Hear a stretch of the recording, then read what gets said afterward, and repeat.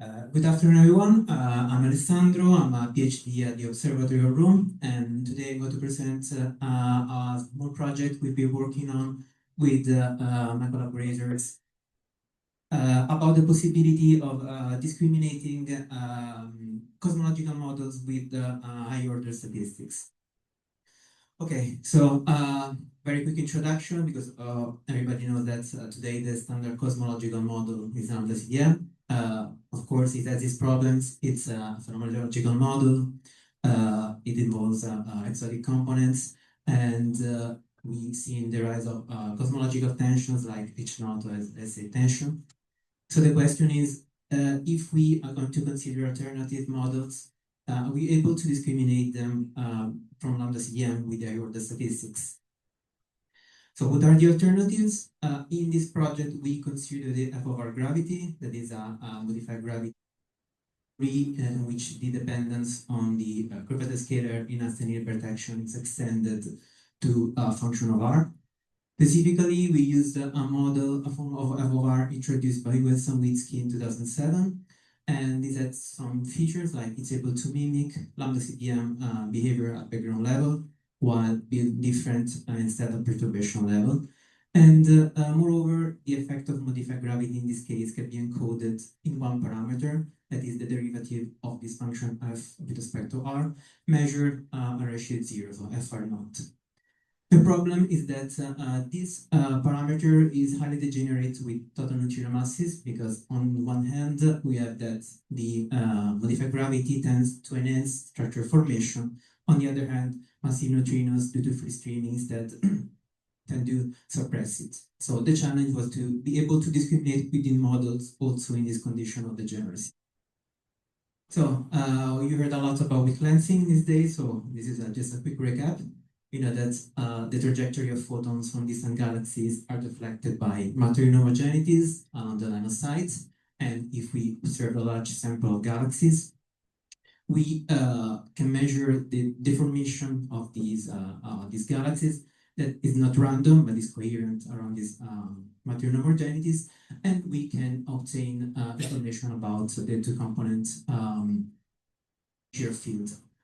And through mass mapping methods, we can obtain the other field of the lensing, the convergence field, that you can see can be expressed in terms as a projected mass density. And we can then produce the convergence maps or projected mass maps. And it is on these maps and to measure the different statistics. So we're considering here convergence statistics. But why should we bother using high-order statistics? This is just a little exercise. I generated two fields with Python, so they're not related to cosmology. But on the left, we have just a Gaussian field. On the right, we have a slightly non-Gaussian field. However, I care to match the two-point correlation function as close as possible. So what is the message is that if we limit ourselves to just two-point statistics, we might not be able to discriminate within models, always considering two different fields. So what are the statistics to consider in this work beyond the two-point correlation function? We have the one-point probability distribution function of the convergence that, although being a one-point statistics, is sensitive to multi-scales, so encompass the whole information about the field. The high-order moments that are interpreted quantities of the PDF, but they're sensitive to high-order correlators like bispectrum, trispectrum in the matter field. Peak statistics, both on convergence field and aperture mass maps, that is on convergence field convoluted with compensated filter functions, and topological statistics. In fact, we can obtain cosmological information also from the topology of the fields. In this case, we consider Betti numbers that are topological invariants that give information about connectivity of critical points in the field, and Minkowski functions that are a little bit more known. There are scalar invariants giving information about the excursion sets built on the field.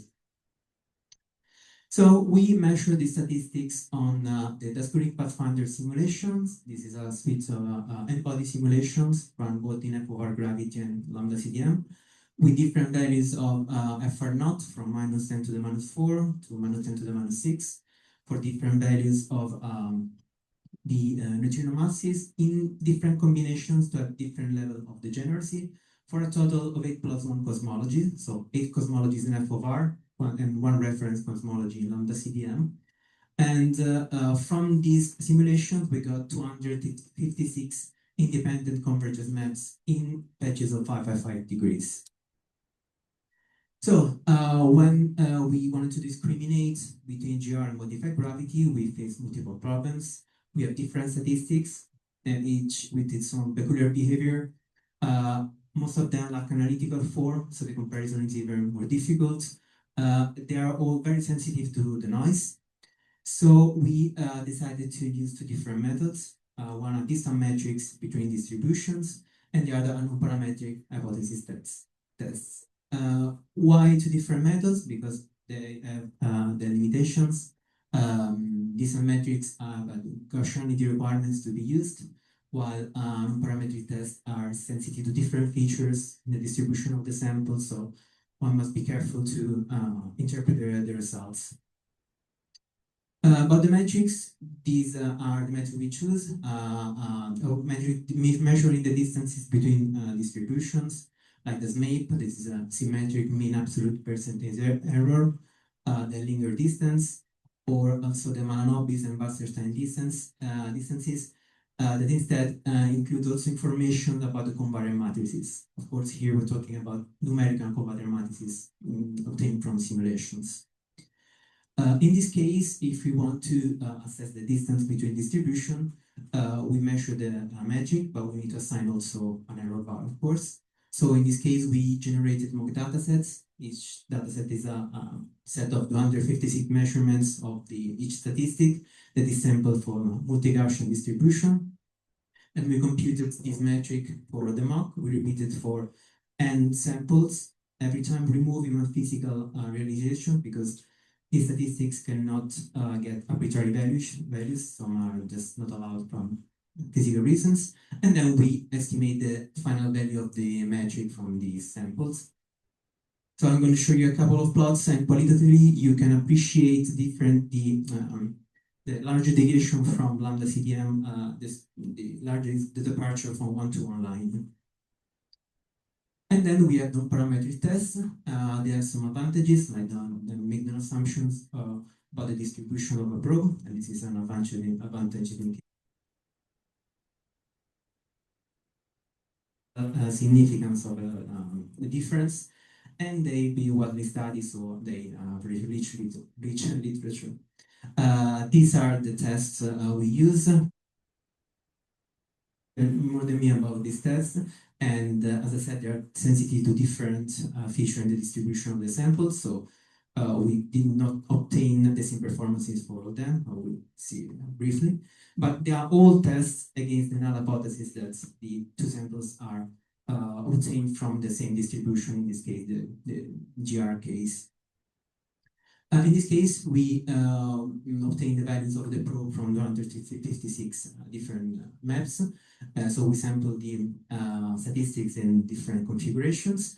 We applied a Gaussian current density estimation smoothing, because we know this is the discrimination. Essentially, we got the histograms, and then we run the tests on the lambda CDM and modified gravity samples, which is a threshold of for the p-value is 0.05. So if the resulting value is less, we can say that we observed a significant difference.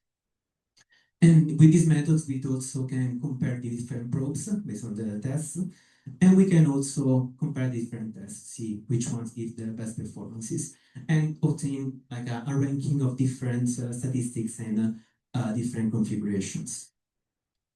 So these are just first preliminary results. This is the case of the PDF with the Malanobis distance in the FR4 cosmology. I chose the Malanobis distance because we noticed that distances including the covariance matrix gives better results. In each plot we have the metric in modified gravity and GR, and on the top we have without neutrinos, at the bottom with the neutrinos at four different values of the redshift planes of the sources. And we can say that, of course, at the neutrinos, the modified gravity signatures are reduced, but we should be able to discriminate within the expected error. This is instead the FR6 cosmology that's weaker with respect to FR4. In the 3 rows, we have increasing neutrino masses, and we can still see that although we have massive neutrinos, we should be able to get a good discrimination with respect to the CDM.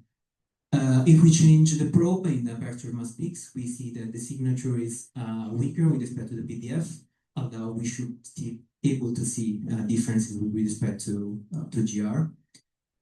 And instead, if we move to the non-parametric tests, in this case, I choose a reference FR5 cosmology with 0.1 eV neutrino mass.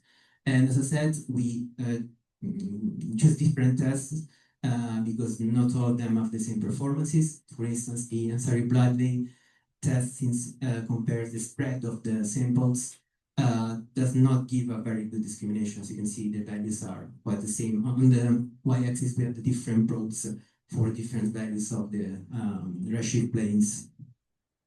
And instead, if we move to chromorphomices, we have a different story. We can see that we have a good discrimination, and we think because this test is more sensitive to differences in the food distribution of the samples. And we can also draw some conclusions. First of all, we can see there's not a clear pattern, there's not a clear winner in different probes, but it depends on various configurations.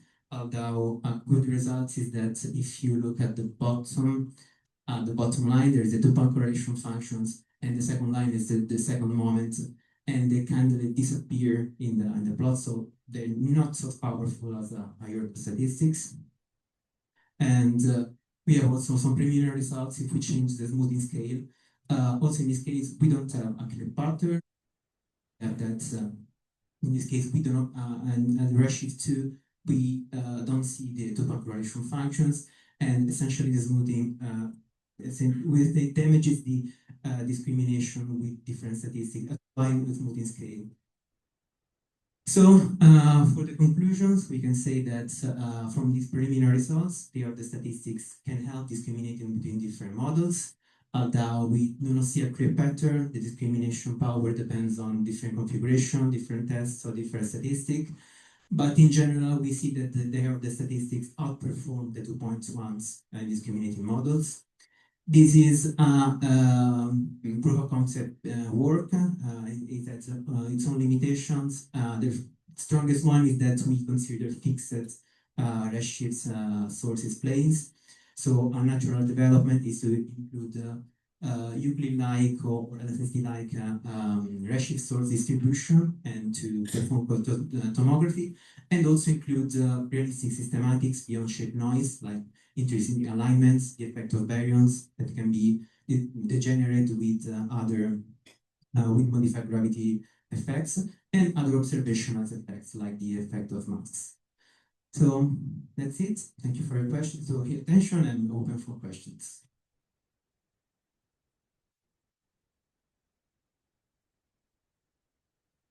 Any questions?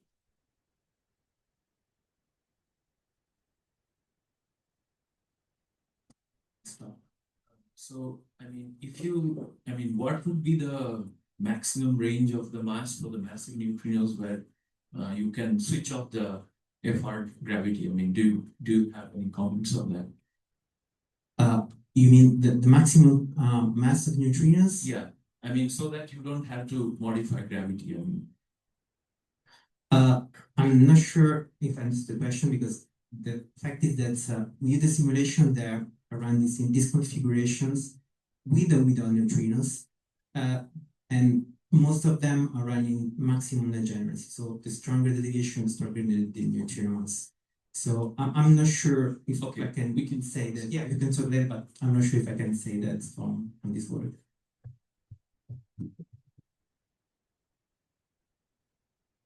Thanks for the talk.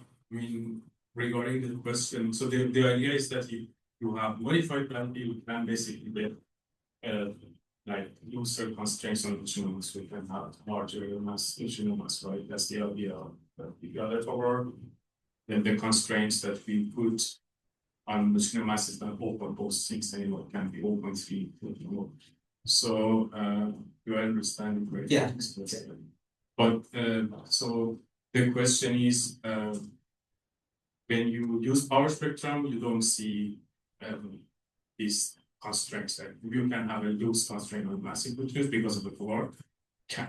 Was the conclusion that you can actually distinguish easily for like mass of neutrino 0.3 electron volt? And I couldn't get the conclusion. The conclusion is that this is just a work to see if we can discriminate with models with these configurations about, say, Fourier constraints, or let's say if we can, constraint like neutrino mass or no enough over gravity. It's a good question. With this work, I don't think it's possible. You should some Bayesian inference. So it's a freedom development. We are thinking about it or doing it. It's problem because, as I said, most of them do not have analytical form, so we need to train emulators because we cannot compute the many simulations and measure the statistics and then train an emulator. I think it can be done, but it requires quite a different work.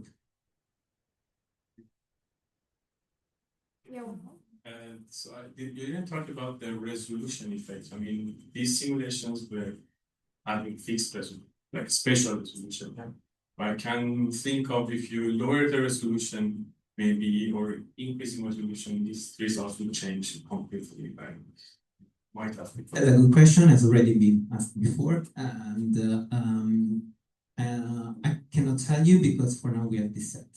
Another problem is it's hard, at least for us, it's been hard to try and put simulation in f over gravity and general modified gravity.